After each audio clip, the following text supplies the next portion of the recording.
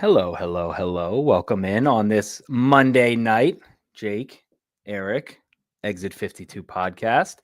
Everybody out there in Baltimore listening, what is it, 33 degrees? Weird weather the last week, last 2 days.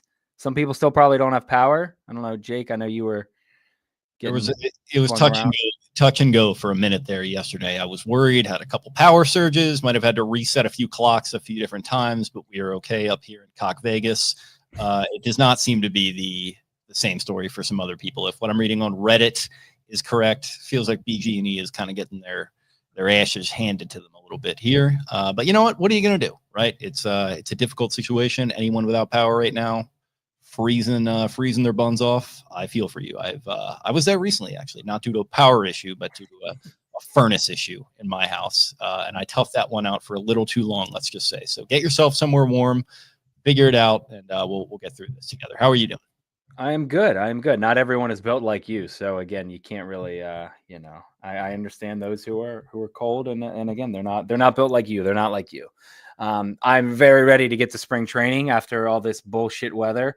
I am happy that we're not getting the snow this week. I don't think the 12 to 14 inches that I told you guys about. You had me very worried there for a minute. I'm not going to lie, but yeah, I'm happy that appears to have been some hot air, pun not necessarily intended, but. Yeah, it's other than that, everything is good though. Again, we're fully into like beat reporters tweeting out videos and pictures and best shape. We were just talking best shape of their life. Guys drooling over other guys' bodies, all that kind of thing. So that's kind of just a normal slow Tuesday at Exit 52 though. One of my favorite times of the year on the sports calendar, I think, because everything is just so low stakes and like you haven't gotten like, your the wounds, as a Ravens fan in particular, it a little bit as a Titans fans too. The wounds have kind of healed at this point, fresh off of another tough playoff loss there. But Orioles season is heating up. I know the Orioles are a little divisive right now amongst the fan base and what their prospects are for this season. But overall, we don't really have to talk about that yet because camp has just commenced. You're kind of looking forward. I'm already counting down. We're about 3 weeks until daylight savings. You mentioned the weather getting better. You mentioned the beat reporters kind of tweeting out the pictures of Sarasota. That's getting me a little horned up for the nicer weather here. So it's just kind of like you're not into the fully Hope Springs Eternal, Red and Andy meeting on the beach situation yet, but you're gearing up for it. So as much as the weather sucks, I do hold a special place in my heart for this time of year because everything is just kind of quiet and you're just kind of recalibrating a little bit. It's the calm before the storm, the calm before, again, March Madness, the Masters, opening day, you get all this stuff in a couple weeks span. But it's definitely an interesting time. Again, the Ravens are kind of just pissing right down their leg. I mean, it's been a hell of an offseason for them, but that's for another day, another time, another podcast. But yeah, I'm very excited. Again, I mean, the Orioles they play a baseball game this week. Like, I don't think that's really sunk in for a lot of people. They play the Pirates, I think, like 6 or 7 times. I was listening to friends of the program, Jeff Arnold and Brett Hollander on the Hot Stove Show. And they were like, yeah, it's like every other day the Orioles are playing the Pirates. And that first one is this Saturday. I think it's the 22nd. Yeah, right. Now, this is not, we don't have this as an agenda item, but I did see some scuttlebutt that will be, all of these games will be available to watch somewhere. Am I correct about that? I don't think all of them. Freddie, formerly Masson Orioles. I forget what his name. Masson with a Z, no affiliation with actual Masson. No affiliation. He had tweeted out, I should have gotten this ready, and he will retweet. Freddie, the O's fan, he tweeted out like he made his own spreadsheet, and it has not everyone is available because not all the games are available because everyone is pissed and they're like, you own the network. How do you not, broadcast all these? It seems like most of them are available at some point. There's some coverage of them somewhere. Got Carol in the comments here saying that first preseason game is on Masson on Saturday. There we go. That works. And then again, a couple are available on like the opponent's TV and stuff like that. Again, I don't know who has Nesson or anything like that, but you may be able to get a what is it, Stream East or StreamYard, or no, we're on StreamYard, Stream East or something like that. You certainly, listen, we're not going to be discussing that because There are some people that rely upon those sites very Okay. dearly. Some people that, are recent homeowners who don't want to pay for cable and just stick with YouTube TV for right now and just got to sail the high seas. And for those people, no one in specific that I'm talking about, we'd like to keep those sites up and running. So all right, any federal agents listening, we'll strike that from the record. That has not been mentioned. We'll cancel that talk then. But yeah, again, this Saturday, the 22nd, you can probably, I think, watch the Orioles en masse, and according to Carol in the chat, that would be great. Again, it's going to be a nice little. I don't know. That's going to be the first, like, all right, we're here, baby. Like let's get it. We're gonna be here, and baseball is coming soon. And again, we're discussing opening day plans and what we're doing that week, and trying to figure some stuff out. We've got some Meet the Bird events, that we're working on right now too, right? The home opener is on a Monday. Yes. Yeah. So they open the season in Toronto on that Thursday, but then again, they will be at home Monday.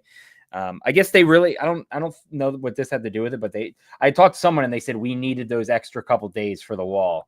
Cause again, I feel like that's not a thing that people are really talking about, is like, they are moving the wall in again. So they needed all the extra. You talked about it with Cade Povich, and I pitched him on the idea of doing the retractable wall, like a mini golf course. And I think he was into the idea. Sounds like it's going to be circulated up the chain at the warehouse, and we're gonna get cooking with that. Yeah, absolutely. There's a lot of things cooking right now. Again, a lot of reports coming out of Sarasota. And again, like Jake said, we talked to Cade Povich a couple days ago. If you haven't listened to that, go back and listen on the YouTube channel. I thought it was a fun listen, a fun talk with him. He's a guy who I think a lot of people are putting some eggs in his basket, and I think a lot of people are excited to watch him, and rightfully so. I mean, he's again, he's an exciting guy, and he doesn't really jump off the page with his personality and excitement. But again, if you dig a little deeper, it's like, it's the onion thing with Shrek. Like, if you get in there, he's got some good knowledge on baseball, and he's a good guy. So definitely check that out if you haven't. Yeah, definitely. He was a fun chat. I think I can understand like why people might think that way, because he's a quiet younger guy. Maybe hasn't fully hasn't been in the clubhouse for a full year yet, hasn't played a full season, and so he's kind of still finding his footing and all that. But I mean, we even brought that up with him. We were like, Adley's a huge personality. Obviously, Gunnar is a relatively unassuming guy, but on the diamond, he's one of the most intimidating presences you could imagine with how fiery he gets. Grayson is a guy who's just like, moonwalking off of the mound after a strikeouts, occasionally just screaming into his glove. So, a lot of, I wouldn't say any of these guys are too aggro, but very big personalities. And he's an interesting mix in with all of them. And I think just like with any of these guys, even if they're quieter, like if you sit down with them in the right forum, in the right environment, like you can get good stuff out of them. And I think, we really managed to do that, not just to our credit, but I think he was probably in a good headspace himself. He had just gotten down to Sarasota, and he, was talking about he was playing golf, and he didn't go on the Disney trip that we saw some of the more tenured guys did with their significant others, which was, some funny pictures coming out of that. But, he got down there, he seemed relaxed, he seemed ready. He had some good answers for us, talking through kind of, we went a little deeper than I even thought we would go with some of the Nebraska stuff and everything. And, a trade chip really coming in here. And it's interesting. I was thinking about it recently, like getting more into the kind of balls and strikes of it all. Like, Elias is kind of sneaky in a weird way, proven that he knows what he's doing when it comes to trusting pitching options that are a little unproven here. And I mean, this guy has much more of a pedigree than like an Albert Suarez or some of these other darts that he's just kind of thrown at the wall. And, up and down rookie season, but overall, I'm pretty excited about him as kind of a dark horse here in the starting rotation. I'm sure you kind of feel the same way. And obviously we're a little bit biased, but I don't know. It's intriguing to me. I'm very excited about him. Again, I think he has. I think he's got it. He really showed a lot to me, and we talked with him about it. But that September, man, he faced some teams. I think he faced the White Sox, and he really shelled them, and he kind of shoved against them. And that's a team that theoretically you should. But I was putting together. Sorry to cut you off, but I was putting together some social clips like for that interview, and like. You look at his highlights, and there was probably 10 minutes of footage of him in that White Sox series. He was good. He was really good. But again, he had a big game against the Red Sox, I believe, as well. And there was another game, I can't remember, but I thought he really held his own in September. They needed him big time at that point too. Like they were big starts. Had a tough August, they were really scraping by there, trying to win the division at that point. Obviously, it didn't work out that way, but they really needed him, and he did step up in that hour of need. So yeah, I was very excited about that. He was kind of shaky early on, but I mean, I saw him. I think 2 games I saw him pitch. I know one was against the Yankees. And again, obviously everyone's kind of shaky against them. That was the night that Kerstad got hit in the head, but he started that game and he kind of held them in check. But yeah, I'm very excited. And you mentioned Elias has his kind of way of being able to pick guys that, not guys that were sexy names or anything like that. I mean, we've seen it with Austin Voth, Danny Coulombe, Albert Suarez. He's turned those guys into legitimate baseball players. And again, I mean, Povich is another one of guys in that kind of blueprint. And another guy will kind of transition here in that same kind of that same form is Felix Bautista. I mean, he was kind of an unknown, in 23, I guess. Mm-hmm. He's been a career minor leaguer. He's built like LeBron James. He just couldn't throw strikes and he was walking everyone. And whatever they did with him, they fixed him and he turned into magically the best closer in baseball. He gets the Tommy John. Everybody remembers where they were on that fateful night against Colorado.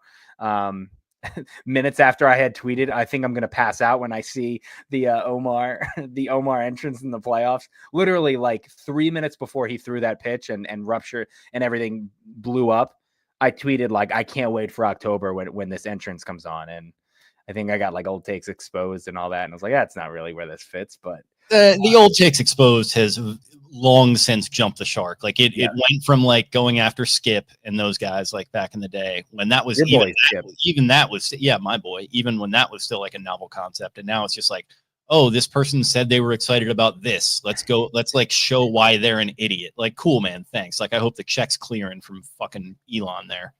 Fred. Another one of your boys. Yeah. But again, back to Felix. They kind of announced it's all right. So we'll kind of rewind. The opening day, the first day of spring training was that Thursday, I guess Thursday or Friday last week. Mm-hmm. That was like Black Thursday last year when Elias came out and talked to the media and said, I think it was somebody, I think it was Jeff and Brett who were talking about it. And they said, you knew it was going to be bad last year when Elias came to the mic, to like the podium with like a notebook and like open it up. I was like, all right, let's get ready for the injuries. And it was like, oh, Gunner's oblique is not great. John Means is behind schedule. Tyler Wells has this. And then by the way, congratulations. Yes. Agreeing in principle with Cleveland. That could be a good spot for him. Good for him. I'm happy for him. I hope he does well. Again, a guy his age with 2 Tommy Johns, I don't know how well it's going to work out. I obviously want nothing for the best for him and his family and all that. And I was talking to his wife today. I shot her a message. I said it's kind of come full circle because he was picked for the All-Star team in 2019. John Means was, and Alex Cora did not pitch him in Cleveland during that All-Star game. So I said it's kind of cool that he'll get to go back and stand on that mound, even though he should have been able to do it in 2019. He never got the chance to. But good for him. I think they play at the end of July here. And again, he's another guy. He didn't really get like a send-off. Like we didn't really get a thank you. He got hurt on the road and that was kind of it. We didn't get like a one last standing ovation for John Means. It's kind of the same way with like Darren O'Day and some of those guys. So good for him. I'm happy for him. I don't know what the money was. I just saw the years and all that stuff, but yeah, good for him. But this year, again, everyone was kind of like, here. And Bradish was also obviously on the big injury last year. So nobody really knew what to expect coming into this year. And it was Jorge Mateo was probably not going to be ready for opening day, which I kind of thought all along. He's rehabbing from Tommy John after he dislocated and broke and just mangled his elbow. I don't think that is an issue at all going into regular season. Even if he was healthy, I felt that he was going to kind of take some more time to rehab. Trevor Rogers dislocated his kneecap. I believe they said working out a couple weeks ago in late January. Again, another guy who probably wasn't going to make the roster, but he's going to contribute to this team at some point this year, whether it's in the rotation due to an injury or in the bullpen, as a nice long man. I was going to say, if he makes the rotation, what a start that is going to be. That a lot of takes are going to be hinging on the Connor Norby stands I saw again in one of these dumb little groups on Facebook now. I think it's called the Bird Bath, a community or whatever. Somebody was like, Connor Norby and Kyle Stowers for Trevor Rogers will go down as the worst trade in Orioles history. Like, all right, man, go back to bed, buddy. Like you got school in the morning. Like you would not have survived the Jake Arrieta, what's the copy pasta that seals the deal? Yeah, I was just no longer an Orioles fan. Yeah, but again, it's like you're not old enough to remember any of this. So what are we even doing here? So yeah, worst trade ever. Connor Norby didn't even make the Marlins after they traded 10 guys last year after they traded for him. But I mean, he was doing some stuff down there. He's fine, but again, like even right after the trade, he didn't even make the team. They sent him to AAA, and I don't know. He'll be fine, but the Connor Norby people, like they think he's like Joe Morgan, like he's going to be an all-star second baseman. It's like, all right, good luck, but I don't think that's the case. But anyway, so that was kind of the injury news, and they said Elias had said with Felix, we're going to take him slow. They expect him to be ready, I believe, for opening day. They're obviously going to play it slow, and he's not going to be making 6-out saves in May or back-to-back nights in May. So again, don't jump down Hyde's throat when he doesn't save back-to-back games 3 weeks into the season. This is they're going to give him his rest, and that's why I think improving the back end of the bullpen with Kittredge and Cano is still there. So I think that's a big signing with Kittredge. So he can step in and save, and so can Cano, and so can Perez, and a couple of those guys. So, yeah, that was kind of the biggest news, and everyone was kind of like, okay, this is good news. And Bautista's thrown a couple times. He looks great. He got his glove that says the Mountain on it, like it's professionally engraved. It looks so cool. And then this is from friend of the program, Jacob Calvin Meyer, who was really. He was really throwing some gas on the fire with some of the tweets he had. You can see Mountain throwing there, but he said it's early, and Mike Elias said that they're going to take it slow with Felix Bautista, but Felix looks great. He appears to be in great shape. His mechanics look in sync. He's throwing off-speed pitches in the bullpens. All great signs for the Orioles closer. I mean, that's him just throwing off-speed stuff is fantastic. Like that's really, really good news right now.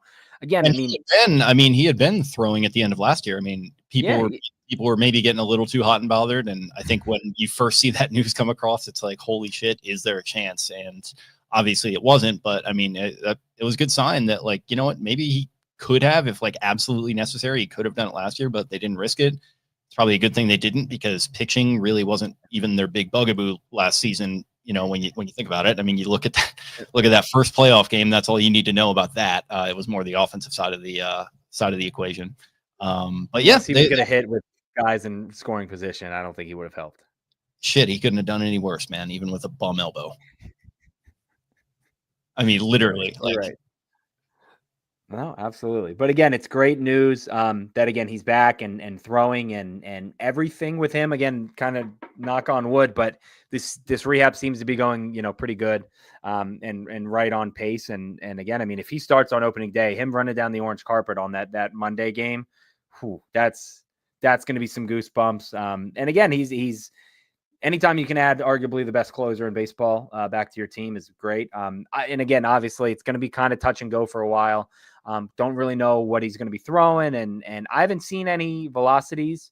I'm not going to expect him to be 100, his first pitch and stuff like that. But just the fact that they're really like putting him out there every day, like, hey, yeah, go throw your bullpen, go throw your off-speed stuff.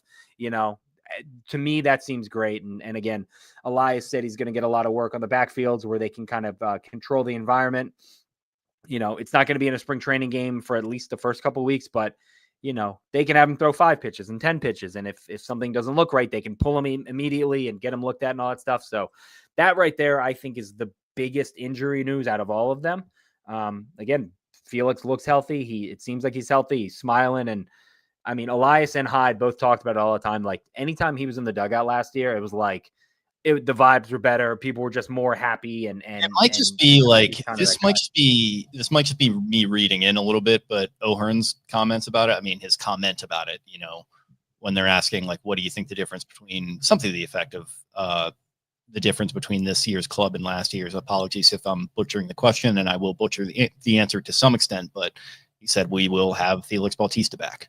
Like, just very matter of factly. And like, maybe that's me reading into the idea that he does have more insider information than any of us. So I don't know, maybe they are confident internally and he's kind of relaying that a little bit to some of us, which would be nice. But yeah, either way, good to see that from Bro Hearn, speaking up for his guy there. Did O'Hearn did say that too at the kids caravan event, the kids like press conference. Somebody asked him who his favorite teammate was, and immediately he grabbed the mic and he goes, Felix Bautista, when we have a 1 or 2 run lead. And he was like, that's it. Like, that's my favorite teammate. And everyone was like, oh yeah, like that's 1A, and then Eloy Jimenez is 1B. Probably, yeah. They were good. They were a good like buddy cop. I know we had that picture of them. They could be a good sitcom. Again, I'm very happy. I'm excited for him. It's going to be, again, you just kind of have to hold your breath every time he throws, but everything again seems like it's on track and that he's on pace to, be able to help this team very early in the season. And again, I mean, this bullpen, again, there's no real projects. Like everybody, who everybody is in this bullpen. Like there's no real wiggle room for like, oh, well, maybe this guy could be this. Maybe this guy could be that. It's like, no, everyone kind of has their roles and they know what it is. And they're established MLB guys. Like who's the youngest guy in the bullpen? Perez? Maybe? Aiken? I don't know. It's a good question. I mean, Coulomb wound up in Minnesota, was it? So he back will to not Minnesota, he won't be returning. I think he might have been on that younger end, if I'm not mistaken. But yeah, he'll be out of the picture. But yeah, I mean, you're right. It's a lot of established faces. It's guys that we know well. I don't think you're talking about like, all-star type, territory for most of them, but if they can give you, that 80-20, what you're expecting of them, I think that's a very solid place to be because like I said, I mean, it's easy to look at these guys and maybe get a little bit down, but overall it's just kind of MLB, competent level pitching on the back end of your rotation there. And that's worth its weight in gold, especially when your offense can actually hit. I mean, like if this offense had, if they had done their 80-20 side of the equation, I feel like they probably would have gotten out of the first round last year. So we're not even had to play in the first round to the same extent that they did, Yep. Maybe they would have won a game. That would have been nice. Maybe score more than one single run. But I digress. Another injury news. It wasn't announced that day, but it came out, I think, earlier this Saturday, maybe. Chase McDermott, I think with a lat, he said he felt some discomfort, so they're sitting him down for 10 to 14 days. Again, a guy who was, injured to end his season last year, but we saw him make his debut. Again, a guy who can be an arm in the bullpen, or he can make a spot start for you. He can kind of be that Albert Suarez, I can kind of do whatever you need me to. Again, not the biggest injury issue. He probably was a long shot to make the team out of camp anyways. But, again, if I would love to see him contribute some point this year. I'm sure he will with the way that this team is set up and the bullpen in rotation. I think we're going to see kind of an all hands on deck thing. And we're going to see these guys, the Norfolk shuttle probably come into place a decent amount. So you hope he bounces back and is able to get healthy and contribute. So again, he's not the biggest name, but not a sexy name, but good guy. And we're hoping for him. So girl dad just announced he's going to be a girl dad. Congratulations to him. Very nice. Him and Eflin. Yes. I think that's just another like kind of young name that's just been kind of waiting in the wings for a little while. Obviously, we saw him a little bit last season. It didn't look great necessarily, but again, just another situation where it's like they needed him. He got pressed into action. It didn't work out great. I don't know. You'd hope that he can find a way to get healthy and get inserted maybe in a little bit more of a low leverage spot this time around, because man, it's easy to like, we don't want to hand wave away all the struggles that this club had last season just to injury, but you also don't want to overlook the issues that they were having there. I mean, when you were down Means, which you could kind of call that, right? Like you could call that Means might have not been able to, go the distance last year. And obviously he couldn't. And Bradish obviously was just a kick in the dick to that rotation just overall. And then guys all the way down through were just struggling with nagging stuff, Coulomb, nagging injury. It's just like, guys were just pressed into action a little bit. And some guys were able to answer the call a little bit better than others, but I don't think it should totally reflect 100%. Like, don't write anyone off who went in there and struggled last season. I think if you get them into a more fair environment, a more kind of fair spot to showcase their stuff, I think there's maybe reasons for a little bit more optimism. And I think Chase being a younger, sort of more, more of a project, but a guy who has some promise, I think it's worth, worth betting on a little bit. I'm cautiously buying on Chase McDermott as of right now. Yeah, I think you're spot on there. And again, these guys were kind of forced in there due to injuries. And again, Jeff and Brett were talking, and they were like in 2023, they had really basically, I mean, they had really good injury luck outside of, I think, Mullins. Yeah. Other than that, I mean, last year was kind of a nightmare where it seemed like anybody who could get hurt was getting hurt, except for, I mean, Gunnar and them, but Westberg, and I mean, everybody was up and down and getting hurt. So that injury luck has to kind of, they're not going to be completely healthy this year, but they can't be as hurt as they were last year. They can't be.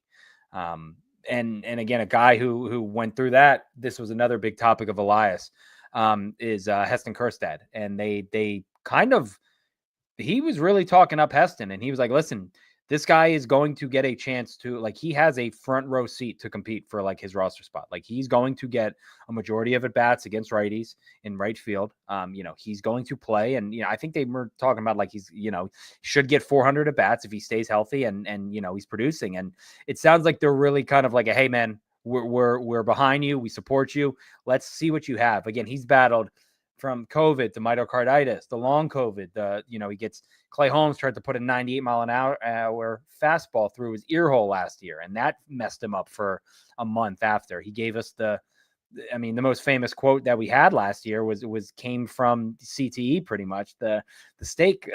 Allegedly, alleged. That somebody, again, I tweeted that out last week, and somebody was like, they should have just immediately put him on the IL the second they heard him say that. Like, and I think that tweet I saw, I think that was tongue in cheek, but like, honest to God, if you go 100%, like honestly, like if you listen to it, yeah, like that's Dwight. It's Dwight after he gets the concussion talking, and they're like, "Are you okay?" And he's like, "Yeah, I'm fine." You're not fine, dude. Like. Yeah. But again, they seem really in on Heston, and this is kind of the year. Again, he's not one of the young prospects. He's not a 21-year-old who's trying to knock down the door. He's an older guy who, again, we've seen it from him. He hit the ball very hard. He's fast too. Like I tweeted out earlier this week something about I want to see the guy steal more bases. Someone was like, Heston, I don't, and it's like, no, I think he was in the 81st percentile for speed. Like, he's not a slow guy. He's a really good athlete, which is kind of why it's weird that he doesn't play the best defense. But again, he's very athletic. He's fast. I think if he can hit 260, 270, he can get 20, 25 home runs. And again, we've seen the power from him. I get DMs and stuff from people who work at the stadium, like during batting practice. He's constantly hitting, like, obviously, so they have the video board in center field. The two like ads on the side, it's like Coke and Budweiser or whatever. He's hitting like, and then, they have the like green kind of, I don't know, steel, I don't want to say wiring, but like fencing there.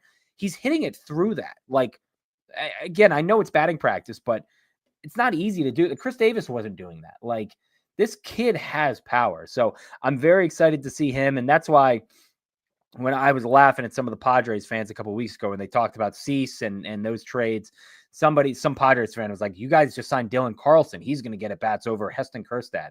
It's like, you are batshit crazy if you think that's what's going to happen. Like, Heston Kjerstad has the keys. He's sitting there looking at the car being like, I can take this car out for a drive right now. So it's just up to him. He has to do that. He has $100. He can go buy a steak if he wants. He can do whatever he wants. It's really all up to him. If he produces, so he's a guy that I'm very excited to see in spring and how they handle him. And again, I think they're going to write his name in the lineup every single day and say, go get 2 or 3 at bats and show us what you can do. So Elias seemed very high on him and was really talking him up. And this is kind of a put up or shut up year. He's been named in every trade, scenario that you could imagine the last couple of years. So this is kind of his time to perform. And now we just got to see what he can do. Yeah. I mean, it's, I think it's casual power too. He's 6'3", big, strong guy. We've both met him actually. And, he's all of that. And you got to imagine he's not swinging out of his shoes on that. You mentioned BP. Well, BP also means that you're not like digging into the dirt and trying to just maximize everything. The fact that he's doing that in a BP session is encouraging. And I can't remember exactly how far he hit it on the Grand Slam last season, but that felt like one where, when he really gets behind one and in a high leverage situation, he can really send it. And he's just a guy that I think, you're talking about national fans with the Padres and everything, but I think even Orioles fans, to an extent, he's easy to forget about. He was a weird second overall pick. Obviously, it was probably a little higher on people's boards, the Austin Martin or whoever, debate that was at the time. And I don't know. It was just a weird choice. It was during COVID. And then obviously you mentioned him being on the shelf with the myocarditis and everything else that he's gone through. And then the concussion this past season has just been setback after setback after setback. But, talking about the Grand Slam, and then he did have that home run his rookie year, which was really fun. And I don't know. He's just he's a guy who has been waiting and waiting and waiting. And eventually you kind of do just have to bet on youth. That's why you pick a guy second overall. And if he's ready to go, and if you have reason to believe that he could step into the shoes of a Tony Taters, that's a pretty cost-effective, at least, plan to say, hey, we've got a guy here with a lot of pedigree and has shown a little bit of flashes here and has just had some bad luck with injuries and his health, and he's just got to get his opportunity. And, if you want to talk about replacing a guy in the aggregate, I think Tyler O'Neill is a good place to start there. Similar salary to Tony, a little bit less, but it's only 3 years, 1 year opt-out for Tyler. He can play in the field, and then you've got Heston, who's sort of your younger guy on the chopping block. I mean, shit, he's actually not that young anymore, really, when you think about it. He's getting into his mid to late 20s now. Mm-hmm. But to me, like that's a solid plan there. If you are going to lose to Santander, those two guys, that's a pretty cost effective way to try and replace that production. And I don't know if it's going to be 100% all the way up to par, but if you can, like I said, recreate that in the aggregate, these are two guys banking together. And particularly with Heston, I think if he can put it all together, he maybe be just as good. So I don't know. I'm pretty excited about him as well. I do hope everything's all right with him. I kind of, when he did hit that Grand Slam, I remember sending that tweet about look, do not forget how far this guy has had to come for this moment. It's fucking awesome. And for him to hopefully have the highway just laid out in front of him to go and try and recreate as many of those as he can this year. It's an exciting prospect. So I don't know. It just overall writ large about the conversation we're having about the Orioles and just kind of the general dialogue on the Everything app, with people being down and everything. These are try to find the small things that you can get excited about with the team. And I think a prospect, a highly valued, highly pedigreed prospect like this, finally getting a chance to be an everyday player, that's really exciting. It's a good storyline to track. If the Orioles didn't have three of these other guys, Jackson and Gunnar and Adley and Cowser and all that, we would be very, very excited. Like any other team, the Minnesota Twins would kill to have a guy like Heston and be like, this is the year we're going to force him into the lineup and he's going to mash and we're going to see what he has. So yeah, I mean, it is very exciting. And again, you talked about it. I mean, the guy went through hell and back. I remember your tweet and being like, there were probably days where he thought that this day would never come. He would never, ever, ever see this opportunity. And he did it and he came through. And again, obviously tiny sample size, but you hope that he can put it together this year and really be, I mean, again, if you're batting him 6th or 7th, he can be a guy down there where it's this is not good. He was putting it in play at times last season too. I mean, that Oakland series in Oakland, I'm pretty sure, he had a couple. Smoked the ball. I was going to say, I watched that home run on Baseball Savant the other night. He smoked the ball left center that he hit that. And it was like, holy shit. How did he hit that out? He's got the power. It's there. So yeah, I mean, he is a good hitter. It's not like he's not just he's not Joey Gallo where it's this guy is just a power hitter. No, he can hit. He is a pure hitter. He just happens to be a physical specimen and he can really launch him out there. So yeah, definitely be on the lookout. Very excited to see kind of how he does in spring and what we get from Kjerstad early on. I think, and I mean, this is kind of the weird granular place that dialogues can tend to go with the living, breathing thing that is a baseball season, but with all the 2 hitting coach discourse, last season, if there was all that much stock being put into that was accurate, I think we're going to learn a lot about Cody Ash with the start that these guys get off to this season. And is a guy like Heston, who is kind of that sort of, hit for power, sort of prototype type guy, is he going to be totally vertical, just trying to, launch the ball out into the seats every single time? Is he going to be trying to put the ball in play? Is it going to be a little more strategic? I think we're going to learn a lot about that approach. And if they're kind of putting their money where their mouth is as far as trying to revamp their offensive style, in as much as I think we maybe thought that narrative was a little overblown last season, can they kind of course correct and can they, bring things back into the middle here a little bit and kind of both, correct the parts of the narrative that I think were correct. And then also, just find a way to be a little more strategic and be a little bit more kind of mindful of how they're bringing these younger guys along, because, you can probably see it a little bit with Adley's swing last season. And I think not only the effect that had on his hitting, but maybe potentially on his health. It's something to track here. And I'm excited to see like if that bears fruit early on in the season. Cause that's just, to me, that's just more fun baseball to watch anyway. So. No, absolutely. You're right. And there was an article, again, I can't remember, Banner, Sun, one of those, where they talked to Cody Ash about, the offensive mindset, what they're going to do going forward. And I think he just said, we want to hit the ball hard. And he was like, we want line drive swings. Like, we're not going to try and hit home runs, but we want, and again, that's if you play baseball at any level, that's what you hear. Like, level swing, just hit a line drive. Good stuff happens when you hit the ball hard. Good stuff happens when you hit line drive. So if you got to break it down and it's going to be that simple, with these guys, like, they're going to figure it out. And I got no doubt about that. And one guy, again, you talked about revamping and stuff like that. One guy that's revamped his swing, we saw it in the last series of the year in Minnesota. And I think he went like 6 for 10 or something like that. A lot of hits. And a guy who has revamped his body, is Little Jackie, or baby Jackson, as my daughter calls him. Little baby Jackson gonna come there. He is like a year or two older than him, right? So when I interviewed him at Jimmy's, I looked at him and I go, my daughter is 15 years younger than you, and I'm 15 years older than you. Like, you're directly in the middle. I was like, this is weird. But yeah, she's up there with him. But little baby Jackson, who is again, I think Cosca did the piece on him, gaining weight, and he's up to 200 pounds. He bulked up, strictly ground beef. If you watched I think it was called The Process, shout out Nicole and those, and everybody down there with the Orioles who put that video together, like a 25-minute documentary on Jackson and him getting drafted and kind of what he's been up to this offseason. It was really good. I think it was called The Process or something like that. It was really, really good. And he talked about it, how he's like, he was tired at the end of last year. Again, he said he weighed 188 pounds. And he just said, I got kind of worn down. And again, I mean, it was a long season. Cameras are in his face every single day. He's not going to give you, these excuses, but kid's 20, 21, he just turned 21. Kid's 20 years old, has all these cameras in his face, interview requests every single day. This is the year where he's like, he can kind of take a step back and he doesn't have to think about the number one prospect in baseball. That's me. Like, I'm I have this label on me. Now he's just Matt Holliday's kid, who's going to bat 6th or 7th or 8th in the Orioles lineup. So again, he said he bulked up to 200 pounds. He said he can only cook ground beef and steak. Which again, that's just a man. That's a dude's rock kind of thing. Like, yeah, he's got like the poster of Jimi Hendrix. He's kind of living that workaholics lifestyle a little bit, just in like a house that's a training compound. He's like Kyle Hamilton, that video of Marlon when Kyle Hamilton first got drafted. Marlon's walking around his apartment. He's just got like a camping chair in the middle of an empty room, and he's like cooking ramen for dinner, and Marlon's just roasting him.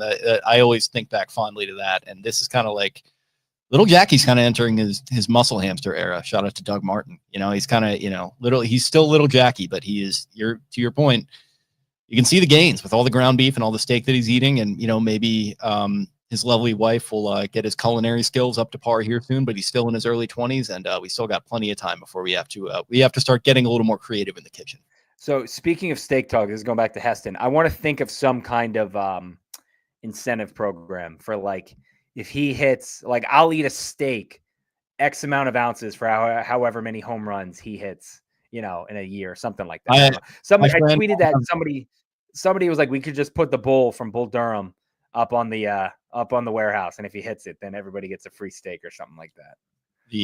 I've got a very good friend who we're both co-hosts with, who has put himself in all sorts of precarious situations as far as what he's putting into his body because of bets that he makes based on sports. That is a dark path to go down. I'm just telling you that right now.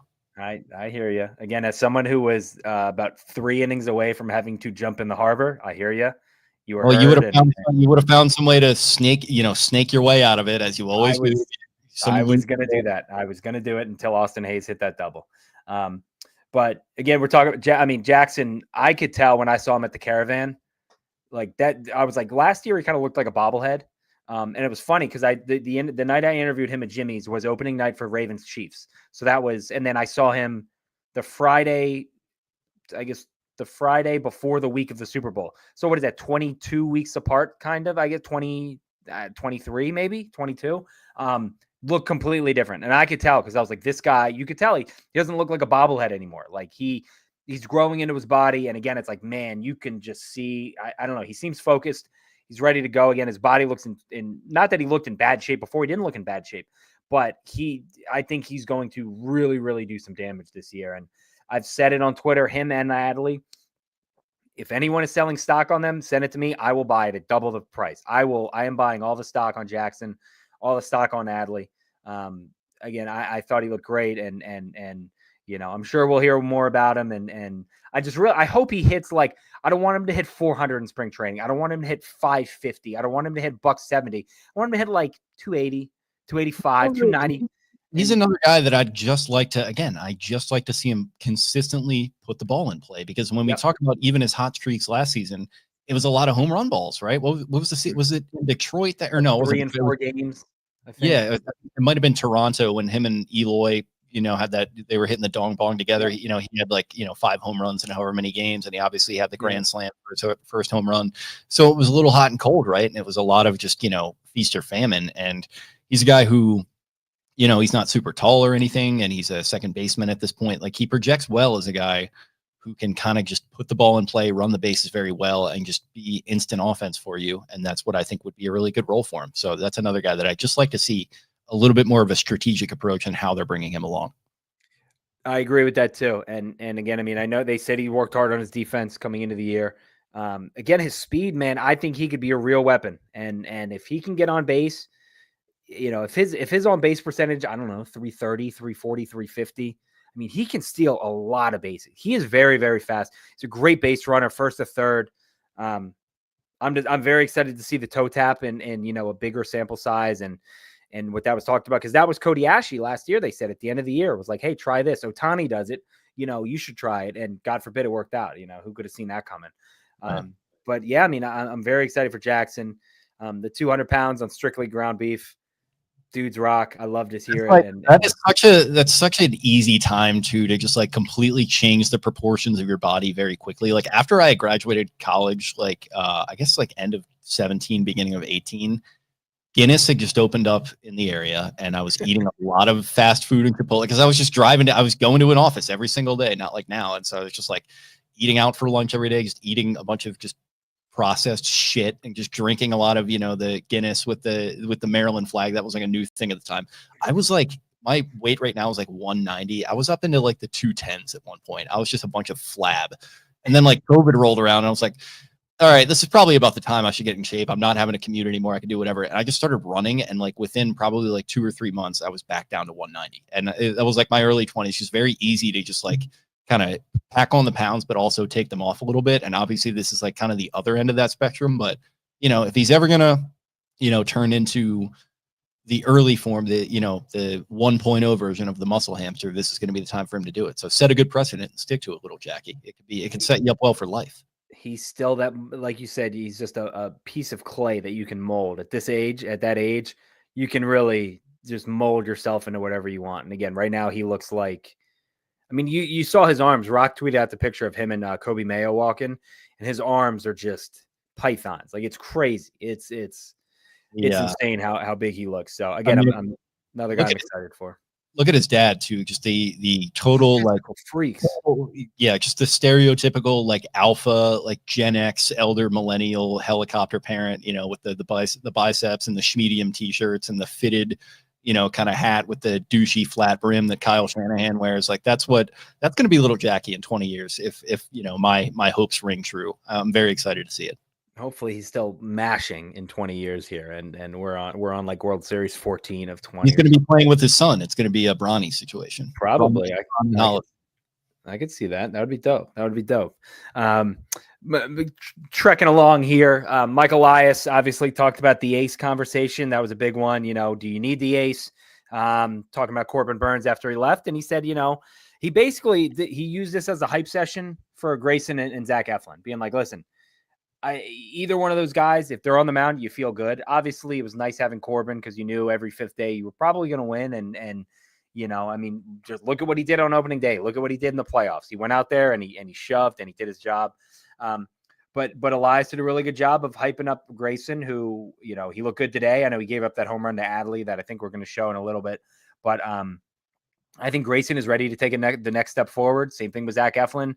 Eflin pitched awesome, you know, after he was acquired. And you know, a full healthy season of Grayson would really, really, really be the shot in the arm that this rotation needs. Because again, you know, they don't have many top of the rotation guys like that. You know, there's no DL Hall waiting down there. Chase McDermott, like we said, is nice. Povich is nice, but you're not going to pencil them in 1 or 2. But again, I think if Grayson can stay healthy, and he said he feels great, and he basically said he was cleared to throw the last week of last season, and the Orioles shut him down on their own. I know he was not happy about that. He wanted to pitch in the playoffs. He wanted to pitch the last week of the season. They were kind of like, hey, listen, we have to police your body because we kind of know the damage that you can do. So again, that's, you know, that was a big talk was, you know, do you need an ace? They won 101 games 2 years ago. Kyle Gibson leads them in you know, wins. They win 91 last year, and they have, you know, arguably one of the best pitchers in baseball. So is it nice to have an ace? Yes. I fully understand what Elias is talking about when he says that. Like, having an ace is not a necessity. Like, we saw it last year. They had arguably the best pitcher in the AL, and they didn't win a playoff game. Like, that's you know, to no fault of Corbin. But just because you have an ace doesn't make you like, oh my God, this team is on a rocket ship to the moon. You know, everybody else has to perform. So again, I mean, Grayson and Eflin can both have great years, and somehow they have a better season than last year. But I also think that this is not the rotation that they're going to go into October with. I think they're going to trade for a guy during the season, and we're going to see what goes from there. And again, you got to watch out for injuries, but that was a talking point around the press conference camp about, you know, what are we going to do about an ace? And I feel very confident with Zach starting day one. I feel very confident with Grayson starting day one. Either of those guys, sign me up. Let's go to war. Kramer behind them. Sagano. I don't know if you watched the videos of him coming over. Like, you want to talk about a good vibes guy where he's like that. He's great. He seems awesome so far. That's another really cool kind of mini story to follow, right? Yeah. Who just, you know, had gotten MLB interest, but just it never materialized for whatever reason. Just pitched over in Japan for an entire career. Was, I guess, the best pitcher over there. If what I've read is, you know, correct, he was the best pitcher on that continent. Or, you know, is that a country or continent? I think it's just a country. Yeah, country. Continent. Yeah, it's not. Well, it's on a continent, but Asia. Yeah. Well, technically, it's its own. It's an island. That's why I got confused. Well, everything is technically an island. Now we're getting a little too meta here because you want to boil it down. It's not like Guam. Who was my senator who was saying Guam might capsize if we put too many people on it? It's not like that. Everything is connected by rock and formations. You know, everything. We're all just one big planet, is what I'm saying here. Pangea, you know, things like that. You know, things of that nature. Yeah, everyone love everyone.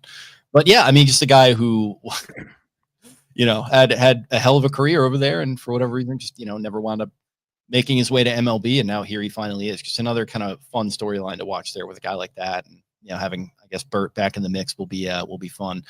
But yeah, overall, I mean, like, feel pretty solid about this. You know, these top two guys that we're talking about, as long as Grayson can stay healthy. He's had some issues there, but man, with the way Eflin looked at times last season, for all the talk, and this is the exact same thing that I was saying about Corbin Burns, you know, all throughout last season, but for all the talk about needing to extend some of these younger guys, if Eflin starts off this season looking hot, I mean, I don't know who his agent is, but you get that guy on the phone right away and try to make this a long-term thing, because he has shown me, even going back to his Rays days, I mean, I loved what he did for them, obviously, you know, him facing the Orioles and being relatively familiar, and then coming over and doing what he did and kind of being the rock in that rotation when they really needed him last season. He's a guy who I'm just really enamored with. I'd love to have him here long term. And yeah, excited to see what he can do as your probable opening day starter and throughout the early course of the season. O'Connell Sports Management is his agency, and yeah, I'm right there with you. I would. That's something that I would explore this year as well. And again, you talked about it. Congrats to him. Just had his fourth kid, all under 3.5. So I may try and get him set it up where he's starting on the road, like only starts on the road. Because he is going to be well rested. He is going to feel great. He is, you know, I mean, 4 kids under 3.5 is that is a lot. But yeah, I mean, again, he made 9 starts for them last year at a 2.6 ERA, 55 innings. You know, he doesn't walk anyone. What do you have? 11 walks in 9 starts. He gave up 8 home runs, 51 hits in 55 innings, and he struck out 47. 1.120 whip. I'm perfectly fine with that. I would love him. Again, he's just, what you're getting out of him. You're not getting the Corbin Burns ceiling, but he's a step or two down. He's very, very good. And again, way better. Let me tell you, it's way better than Kyle Gibson, who was an innings eater for much of it. Jordan Lyles, we love Kyle Gibson. Jordan Lyles was a fun guy to watch, but this is like a high upside, like top of the rotation type guy. He wouldn't be an ace in a lot of places, but shit, man, he's very solid. That's what, I said something on Twitter, and some guy was like, I just laughed looking at Zach Eflin at the top of the Orioles rotation. It was like, okay, so you just don't know baseball then. He's a very good pitcher. Their teams would love to have Zach Eflin. I'm a big Zach Eflin fan, so I'm perfectly fine with that. I would have no qualms if he started opening day. Be like, that's awesome. Let's fucking go get him, Zach. Go out and shove like you have done your entire career. He's awesome. I'm very excited for him too. But again, the ace conversation, I think it's overblown. And because when it breaks down on paper, Mike Elias being like, we don't need an ace. People are like, grab the pitchforks and torches and let's go burn this guy's house down. But again, it's like you think, I don't know. It's the problem is it's like baseball is such an analytical, numbers driven sport, which can drive me crazy at times. But in the sense that ace is just a totally subjective term. It does, you could look at a guy and look at his numbers and, shout out to Potter Stewart. You can know it when you see it, when it comes to numbers and all that kind of stuff. But overall, it's just there's nothing analytical or kind of numeric that you can apply to an ace across the board, writ large. So it's is he an ace? I don't know. Again, when you see it, I'd probably say no, but he's probably what's the next best thing to an ace? Probably a king. He's a king. You know what? King Zach. Is Grayson a queen? Great. Of course, Grayson's a queen. Grayson's our queen. Gray Rod. We love Gray Rod. The opening day stuff, that's kind of an interesting conversation. I mean, it almost feels like you ceremonially could just do it as Grayson as a symbol of hey, this is your rotation now. You're so that's guy. That's what I was going to get into. This is kind of where again you could, I think if you hand the ball to Eflin, nobody blinks and they're like, yeah, that seems about right. But again, I mean, if you're the Orioles and again you want to set up for the future, you could pull Grayson into Hyde's office and be like, hey man, listen, we are giving you the ball on opening day. We are second in the AL, third in the AL or whatever in odds to win the World Series. We are riding with you. You were, big dog meme, whatever you want. We're hitching our wagon to you, Grayson. And again, you can kind of set the tone of the franchise and the team. And again, I mean, for a guy like Grayson, who again, we've been around him and you can see how competitive he is when he strikes out someone in the 7th and he does the spin and yell into his glove. I mean, you can only imagine what that would do to his heart rate. And what that would, that would get his blood flowing like no other. So again, I'm right there with you. If they want to be like, hey, let's turn the keys over to Grayson and say, hey, Grayson, guess what? You are the horse. We need a Clydesdale. You're the Clydesdale. We're riding with you. We're going to go as far as you take us. We should probably find that's very accurate. I think that's a very fun thing that could happen. I think Grayson's more of a stallion.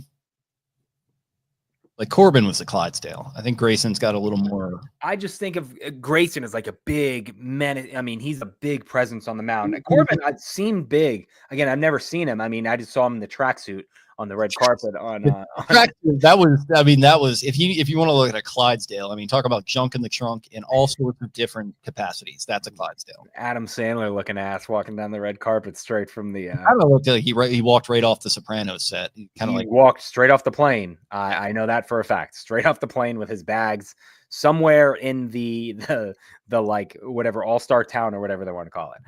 He might have had it underneath his shirt. I mean, for all we know, could have.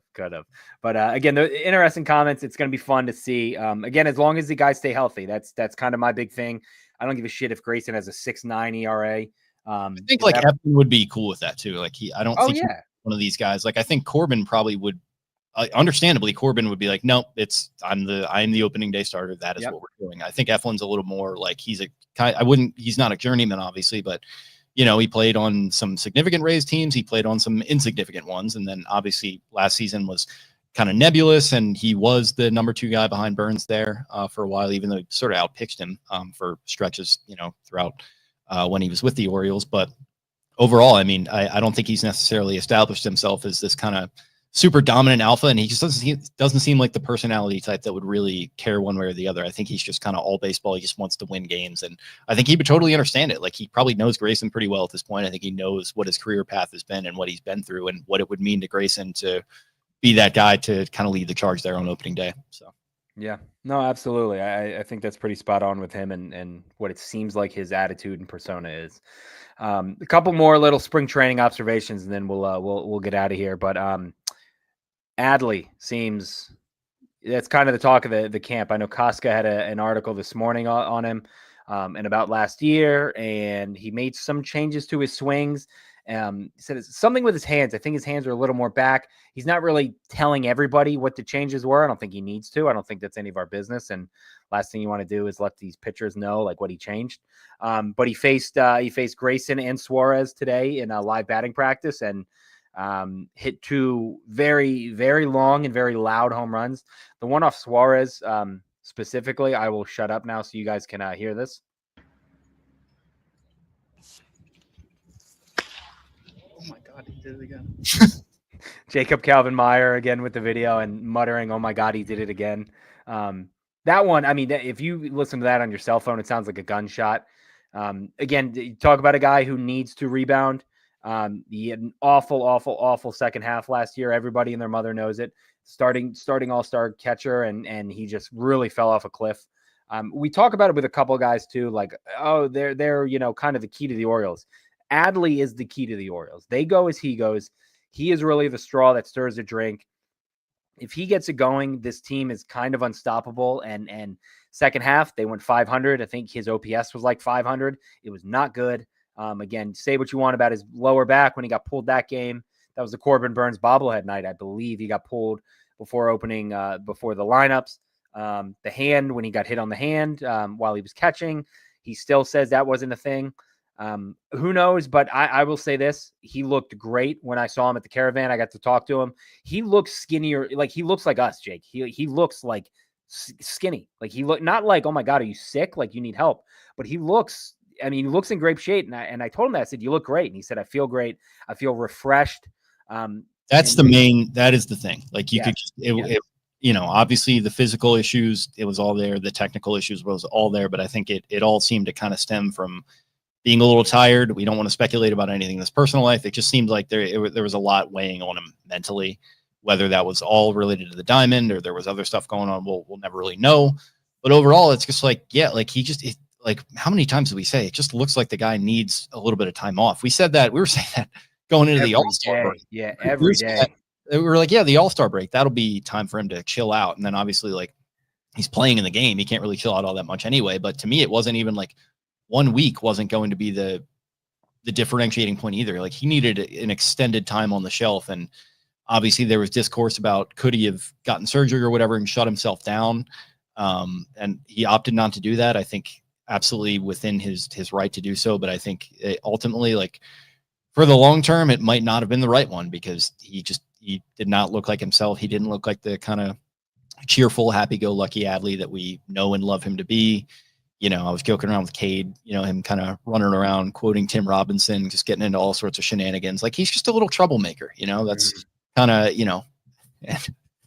there's arguments to be made that you want your face of the franchise to be a little more stoic, but whatever, man. That's just how these Gen Z guys are in some ways. And ultimately, like, I'd like the guy to be himself and be content and be happy, as a backstop of this ball club every single day that he's physically and mentally capable. And I don't know. I feel like I'm glad to hear you say that. And I'm glad to see other people kind of driving the narrative that he is ready to step back into that role, because it was, we were saying this last season, like, it's kind of felt like as his sort of downturn started, it felt like the fortunes of the rest of the club kind of went with it. And you mentioned that he is, Gunnar is the face, Gunnar is kind of the sword, of this ball club, and he goes offensively. But I don't know. I just think Adley's kind of the spine, right? The beating heart, and he's the leader. And I don't know. He needs to set a tone. And I think based on what I'm hearing, it's encouraging that it sounds like he's going to be in a much better headspace to be able to do that to start out this year. Everything seems so much better with him. Again, I don't know what was happening last year, but talking to him for the couple minutes that I got to, everything seemed it's like, oh, this is a perfect situation right now. Like he's ready to go. Again, all those guys, they went to Disney the week before. These are obviously he's a catcher, but it was him, Mountcastle, the significant others, Westberg, Kauser, Gunner. They all went together, and then they went to spring training. Like they didn't have to do that. Like they are all in very good headspaces, situations. Like they are ready to go. And again, that's what I was very happy about. Because he was telling me about it. He's like, yeah, we're going down to Disney and then we're going straight to spring training. Like that's a perfect like boys trip boys trip for him. A couples trip for everybody else. I was going to say, me and my boys might choose other venues, but to each their own and to each significant other's own. I'm very happy. I'm excited for him. I'm buying all the stock. If you want to sell it, that's perfectly fine. I understand why. I'm buying it, and I think we're due for another big year from him. So I'm pumped to see that. But yeah, I mean those home runs today. If you watch him, he smoked that one off Grayson, and then Suarez was the one that you saw, the loud one. I want to say he like one hopped the wall yesterday off Povich. And I think they were like, could have been a home run, and in some places the wind is blowing out instead of in or whatever. But yeah, he seemed fully ready and torqued and just, if we could do opening day tomorrow, I think he would. And plus, I mean, with the loss of Biff Whiff just this weekend, I think he is going to have a big season and dedicate that season to him. So. We got to make contact with him ahead of this year and see if we can get a chest plate that has the Dan Flashes pattern. He does the American flag one. We got to get him in a touching tribute to Biff Whiff. May he rest in peace.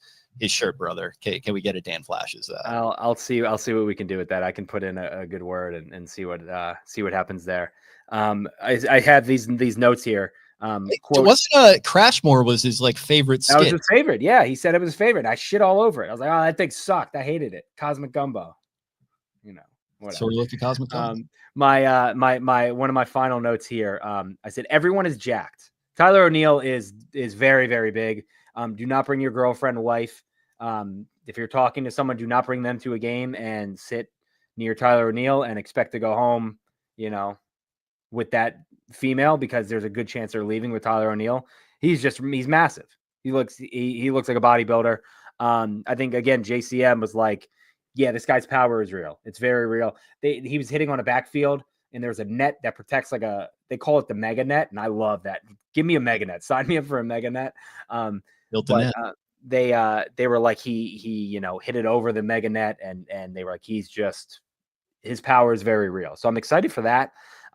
Cedric Mullins, they had an interview with him and I never really noticed that he had arms like that. He had pipes and that's obviously great to see. The only guy who scored a run in the playoffs for them. But then we've kind of alluded to, or kind of gone around it. We haven't really talked about him. It seems like the story of camp is Samuel Basallo, who I've already nicknamed El Buffalo. Say what you want about him. Again, I think Jacob retweeted a story that he did a couple weeks ago on him, or last year maybe. This guy seems like the absolute real deal. He's hitting home runs. Sherman Johnson, I believe, is one of their new hitting coaches, or like a assistant. And they asked him about him, and he said like it's a bad idea to stand in right center field, left center field, or right field behind the fence when he's hitting. And they were like, you can't stand anywhere because he just smokes balls out there. So he is really surprising a lot of people. What is the 2025 projection around him? Because obviously he's been in the mix for a while. There's been a lot of conversation about even with Adley and like what's the future for Adley with this guy waiting in the wings. Is he a big time trade chip? Like, is he wearing an Orioles uniform this year? I think we see him at some point this year. I think it's going to be similar to the like what they did with Gunner, and I mean he's up, and Heston I believe too. I can't remember. But with Gunner, I mean obviously he was a September call up, and I think they're going to get his feet wet this year. I don't see him like making his debut in June and staying up. Somebody, I forget who I was talking to, and they were like, I could see him coming up, maybe like. I forget what they were saying. Maybe they were like a big weekend series or something. Just kind of get him in the ballpark. He's not going to play, but get him in the dugout. Get him around the atmosphere. Get him around the guys. Get him in the air and stuff like that, just around that kind of atmosphere and situation, just to be like, hey man, this is what it's like. These are the lights. There's the third deck, there's the splash zone and the bird bath and all that stuff. And then again, we'll probably call him up. Maybe he makes his debut and he gets 4 or 5 at bats or something like that. And then they bring him back up in September. I don't think he'll be up this year as like a mainstay, but this time next year is going to be like, hey, we're penciling in Basallo to DH or catcher. And this offense is going to absolutely fuck. So that next year is the year of the fuck. I think this year is kind of, they're going to, because again, I think even Hyde or Elias said it, like he was up in big league camp last year, but he wasn't getting at bats. He wasn't playing. He wasn't catching these guys in bullpens. He wasn't doing any of that. He was just kind of a body. Now he's fully involved in all that. So they do that with a lot of their young guys too. I mean, that was like Jackson was getting a lot of run at this time last year in spring training, and there was a lot of conversation, like opening day roster. Obviously, it didn't happen, and then it did, and then maybe it was too quick, and a lot of cosmic gumbo that happened with that that we don't have to parse through. But it's kind of a common practice for them, and I don't know. I think it's worked out pretty well. Yeah, I mean, again, I think they do a pretty good job with it. And then again, we'll get out of here in a minute. Kyle Bradish, I know he talked today. He said he feels fine. He says he knew that he was going to have to get Tommy John surgery, and there was a lot of people like, well, he should have just, if he would have gotten it at the time he needed it this time last year, he would have been back now. And he was like, listen, I was trying to help my team win as much as I could. And he pitched his ass off knowing like my elbow could explode anytime I make this throw. And he said that Philly game when he was, shaking his elbow, that was obviously kind of the pain tolerance he reached. And he was like, I can't go anymore. He looks like he was melting in that game, like literally physically apart. Like the jersey was just like just ripped to tatters. That shake in the arm, that was a sight for not the faint of heart. That was like it's like those Twitter accounts where it's like gruesome injury, like before the last thing you see before this happened. Like it's like he knew what was going to happen. He knew what was going to come from it. It's not a shock that he needed Tommy John. We all knew it too. It's just a pain tolerance thing and how long he could go. Credit to him. He pitched his balls off when he knew that his elbow was shredded. But again, he said he's fine. He's like, I'm perfectly on time. Everything is good to go with his rehab and his schedule. And both Elias and Hyde talked about it being like getting him back in the second half is going to be massive. It's going to be really big. I don't know how many innings he's going to throw. I'm going to go into it like I did last year, thinking that if the line is at 0.1 pitches thrown or 0.5 pitches thrown, I'm taking the under. And anything we get from him is cherry on top and icing on top. I'm not going to put any eggs into his basket, but if we do get something, that's going to be awesome. And I can't wait to see it. But man, he's going to, when he's back and fully healthy, that's going to be great to see and rooting for him. And I feel like a lot of people didn't know he was a big like tattoo guy. He's running and he has his thigh tat and he's got him all over his legs and his arms and his chest. So he's like a low-key quiet killer. Yeah, when that jersey was falling off of him, I think you could actually see some of them for the first time that like you couldn't. It's like, damn, I'm seeing this guy in a whole new light. Not all of it flattering, but it is what it is. Yeah, absolutely. So again, it was nothing but great news about Bradish. And again, whenever I hear TJ like after like June 1st, I assume I will not be seeing that person until the year after next. Yes. And again, same thing with Tyler Wells, who again is right along that same timeline. Him and Means, same kind of thing. But so again, good for them. And again, I'm kind of just scrolling. Again, David Rubenstein. Everyone is saying, I know that you have to say it, controlling person. They're like owner and controlling person. Just doesn't sound right. Very like kind of sounds like a position in like Severance. Like he's the controlling person of the macro data refinement team. Yeah, or I don't know.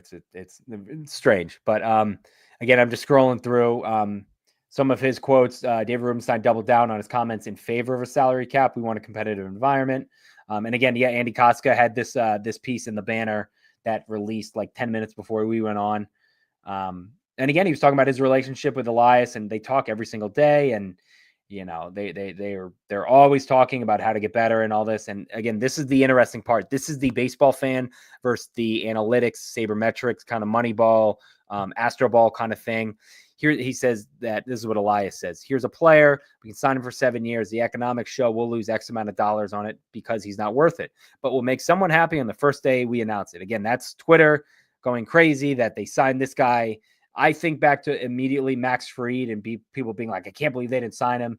People would have shit a brick if they signed him to a 7-year deal. And that's my guess is when it came to Max Fried and someone like that, Elias said, listen, it'll be good for years 1, 2, and 3, 4, 5, 6, 7 will be absolute failures. And the value is not there and it's not worth it. And blah, blah, What blah. I would say then is if David Rubenstein is out there saying, I have a blank check, that kind of ceases to matter in a world where the Dodgers are assembling the, Marvel's Avengers and then similar things going on with the Yankees. So I can kind of see both sides of it. And I don't know, it just feels like I like Rubenstein's idea with the salary cap. I think something has to be done to get competitive balance back to MLB, because it just feels like with a lot of other things in society, it just feels like it's becoming all or nothing. And it's just, the top has everything and everyone else gets nothing essentially. And it's just that's where it is with the Dodgers, kind of the Yankees to an extent. The Mets are getting into that, frame of mind. But what's frustrating about that too is that you've got Rubenstein saying I'll spend whatever we need to spend to go and get a player. And it's well, shit, man, if that's the truth, everyone else is doing it. And you don't have a playoff win to show for your process, not only with this regime, but going all the way back to 10 years now, and people are just getting antsy. So it's I know you're with me on this, but it's I can definitely see all sides of this argument. So yeah, again, I completely understand the people who are well, then spend money, go out and spend it. And again, it's well, we can't spend on this guy.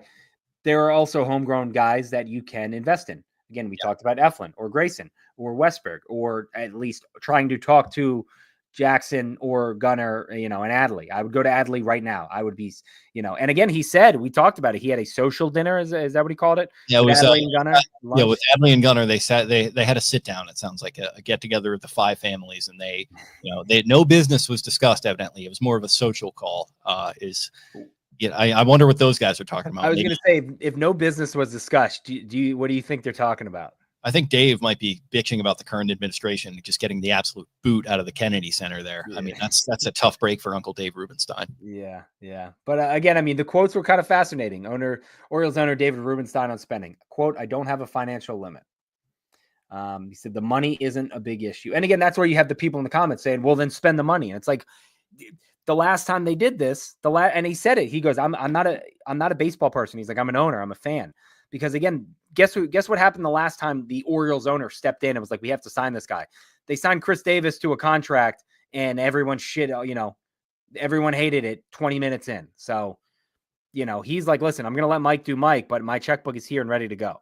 So we'll see. He has a lot more money than Angelos. And if I had to make my bet on who would be a better bet to sign long-term, one of these guys or Chris Davis, I think I know which one I'm coming down on. So it's nuanced. And I understand the argument and I agree with the argument. I think particularly in the NFL where it is a salary cap and you do have to be a smart quote unquote football person, whereas Steve Bisciotti has all the money in the world and says, hey, Eric DaCosta, go do what you need to do within reason and be creative. Like I said, in baseball, it's kind of right now with no protections as far as competitiveness and anti-competitiveness and all that kind of stuff. It just feels like everything is very all or nothing. And as far as the Orioles and, playoff series, playoff wins to show, it's nothing right now. So that's where the frustration is coming from. And I think Mike and, David and other Mike too, I think they know that, but, would we like to see some more results bear out? I'd say yes. If they were to, let's say they were to be a wild card club, they win 2 series and they're in the, they're going for a pennant and they don't make it to a World Series. I think people would be pretty happy with that, regardless of the way this offseason played out. They've just got to go out there and execute. And a lot of this just gets washed away. And then be you announce an extension for one of the younger guys, or you bring an Eflin back or something, you start to kind of rebuild that goodwill. It's not something that can be rebuilt very easily with the way things kind of fell apart at the end of the Buck era, all the way through the fact that they tore everything down. They very deliberately, very slowly built things back up. When you're just fielding an uncompetitive product for year after year after year, there is a very slow but very significant bleed of trust and loyalty within your fan base. And it takes a long time to build that back up. And until you get those results in the playoffs, it's just not going to happen at this point, especially given all the expectations that this young core has had. You're spot on there. I think you're spot on. And again, I understand why people don't have trust or don't want to trust because they're saying we know what's going to happen. I mean, again, every article I post on Barstool about Gunnarsson, they're just going to trade him to the Yankees in 2 years. It's like, well, that's not going to happen. I understand why you're saying that, but that's simply never happened. But again, I get it. I fully get it. And this also, I mean, this just came to me too. You know who I think is going to be a big help with the extension and really hammering home to the baseball guys, the number people, the suits up top. I think it's Adam. I think Adam will look at these guys because again, Mike, you can tell Mike trusts Adam. Adam wasn't even on payroll, and Mike is talking to him. Hey, what do you know about this guy Sagano? Tomo is what they call him. I can get down with Tomo as a Major Tomo. Major Tomo, because Ryan Blake, Orioles fan Ryan, we were talking on text, and he was like, "What's our nickname for him?" Because he said something about Sagano, and I said, I got something you can Sagano. So I was like, we're going to use that a lot this summer. But we said Tomo. But I was thinking something with Domino Sugar. I mean, Domino Sugar. True. Do that. I think this is where Adam plays a key part and can sit down with the business guys, with the baseball people, and say, listen, I was on a club. We were as dog shit as dog shit can get. And he said, they signed JJ in 2014. They signed Adam. They signed these guys to extensions, and look what happened. It turned around. The team got better. People wanted to come here. Like, I really do think Adam can look at them and say, hey, I understand you guys have your formula, philosophy, whatever. You got to keep your homegrown guys here because look at what happens when it happens, when you do it. So again, I'm hopeful that he can get in their ear, get in their pocketbook and really help keep this core. Because again, I mean, Adam knows better than anyone about what the team, what these guys mean to the city, to the ball club, what they mean on the field. Talking about iconic former players, I mean, who is a minority owner of this ball club. Yeah. Yeah. And again, I mean, a lot, Rubenstein said it today, like, listen, we want to keep these guys. Brooks was here. Brooks played for one team. Palmer played for one team. Brooks was here. So was Red. Brooks was here. Get busy living or get busy signing. I feel so bad, man. That damn scene. You don't have to ask to go to the bathroom, Brooks. You can just go. But man, you could just go. All right, Brooks. Just go. And then, when the car whizzes by him, that's the one. That's the scene. He had never seen a car. I know, but man, God, that movie is so fucking good. Brooks was here. Again, one team. Palmer, Cal, all these guys, one team. And I really think that Adam is going to be a kind of a key cog and getting into that ownership group and being, again, you don't have to convince, Cal doesn't have to convince anyone like, hey, look, we should sign our hometown guys and get them to stay here. I mean, but what he can do is he can, if you got a call in a favor, get him to come in and sit in the boardroom and talk to these guys and just be kind of that, liaison. Like, hey, listen, I'm a former player. I'm now with this cadre of guys on the business side. What do I need to do with my perspective as, one of the best players of all time to help convince you guys to build a legacy here? Like that's, that's powerful kind of sweat equity that he's built up that they can use to their advantage in these negotiations. So, I mean, you see the picture back here. I don't know if it's backwards, but no, it's great. I'm also getting your MLB. I'm watching Buck. We got Buck right now. I'm looking at the most WAR from 1909 to 2012, the William H. Taft administration. Shout out Ty Cobb, 40.2 WAR. Well, we're not on this program. But. There's the Chicken Man, Wade Boggs, ringing the bell. Prostate cancer beaten. So shout out to Wade Boggs. May he rest in peace. Yeah, I was going to say, I mean, he is not dead. Good for him. What's the Hulk Hogan tweet? When he's like, all right, brother. Miss you, brother. Bam. I was on a Bam Wikipedia rabbit hole the other night. There's some dark stuff on there. Have I told you about my brother and Bam and how he's met Bam? Like, I got it. We'll talk offline about Alex and Bam.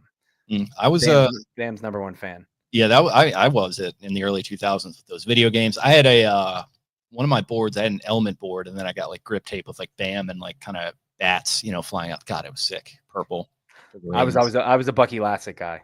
Yeah, me too. We gotta get Bucky Lassick on the show. I feel like I would love to do that. We've talked to we talked about it with Johnny doing something at Jimmy's with him.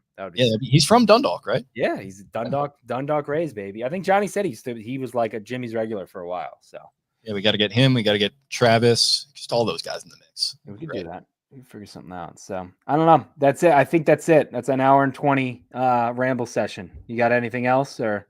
I think I'm all set. I think, hour and 20, we covered it pretty good. Coming up on it, man. Very excited for spring training, get all the highlights out there, maybe try to sit down and watch as many games as possible. And we'll have our extended preview pod out here maybe a week or two before first pitch of, the opening of the regular season. But until then, like I said, just very low stakes time, just kind of taking stock of things. The Ravens are in the rear view. Orioles on the horizon. Don't mention driving with the Ravens. Well, okay, that's Ben Cleveland not on the Ravens anymore, but okay, get all your shots in right now as you need. I'm saying. Yeah. By the way, Rookie of the Year just started on MLB Network, and it's such a good movie. Hammer and Hank Rowan Gardner. Yeah, it's great. It's so fucking. I'm telling. I tweeted it the other night, but that guy in the Mets saying, "This one's for mommy. This one's for mommy," and then hitting that ball 600 feet. That would be the most viral moment in sports history if somebody did that in real life. I think that's the coolest thing in any sports movie ever. I gotta rewind. So fucking funny. Yeah, it's a fun one. This one's for mommy, and then hitting the ball 500 feet. So good. We got to get someone to do that this year. But again, I appreciate everyone joining our rambling session. You can follow us all on Twitter at Exit52 Podcast, at EDITTI22. Jake, I know yours, but why don't you just for the people, why don't you say it? It is at Jake Louque, and that's spelled LOUQUE. At Barstool Banks, at Taylor Smythe 10, at Ravens 4 Dummies, the number 4. And again, what a jaunt some of these guys are on. They've got Banks sitting in the Orlando airport for an extended period of time, just trying desperately to get down to Punta Cana. Sounds like he's going to be delayed an entire night here in the concrete capital of the world. Spenny gallivanting all over New Orleans right now, getting caught up in marching parades. I guess practicing for Mardi Gras. I don't know what's going on there, but here we are. We're just holding it down. Yeah, I didn't really want to ask Spenny about why he was in marching, but it was good for him. I'm very happy for him. So yeah, we've got Uncle Taylor's getting into these TikTok videos. Yeah, he's influencer Taylor now. He's wearing he's dressing like DL Hall. Yeah. He's got to get the chain outside the shirt and grow his hair down into a mullet. That'll be a good vibe for Chi-Town Taylor. I wonder if he's going to come back. He's not going to come back, but we should get him coming back for opening day. That would be fantastic. You talk about fun guys at a baseball game. Taylor just holds court. He knows everyone. He's always got good stories. Just life of the party, really. We love Taylor. We stand Taylor. So again, we appreciate everyone coming on. We'll go live again sometime soon. And again, be on the lookout. We may be trying to do something with opening day, some Meet the Birds events, all that other good stuff. Again, you're going to wake up and realize baseball is going to be here very soon. And that is a wonderful thing to be able to wake up to every day. So we're close. We're getting close. So it's a good time. Jake, I appreciate you joining me as always and killing the behind the scenes game. Of course. A gentleman and a scholar, and you can pull out all the Shawshank quotes and all that. I can always talk Shawshank. Thanks for having me on your show. Of course. Anytime. We'll have to have you on again soon. So thanks everyone. Again, we will talk soon.